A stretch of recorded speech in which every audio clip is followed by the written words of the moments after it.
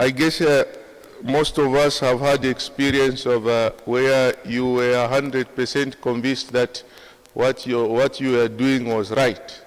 And then after serious reflection or after being enlightened by somebody, you come to realize to say, yeah, I think I was not totally correct.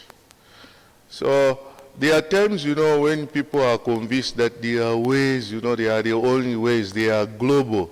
Their view is the one that everybody should embrace. And this was the case of the scribes and the Pharisees.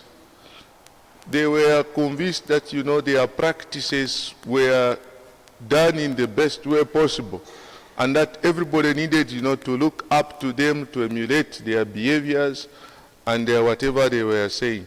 But Jesus comes and opens their eyes and ears, and they come to discover that they are wrong, that their fathers, they are just adding to, the bad that was done before them by their forefathers. And Jesus sounds harsh as he comes to rebuke them, to criticize them.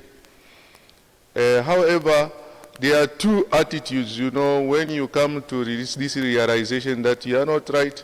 It's either you continue to defend your wrong side, or you open up and change for the better. The Pharisees took the first one, where they started defending their ways that were wrong, and they continued in that erroneous thinking, that wrong thinking.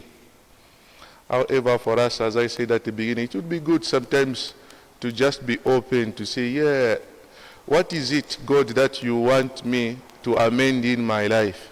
What is it that I've been doing, that I think maybe is right, but it may not be right according to your will or according to your view. So as Christians, we are people who should have this openness. There are some people you find they are very rigid. They will say, the church says this. Or you come to say, from the beginning of this parish, I've been sitting here. Who are you now to call to make me change? It has always been done like this.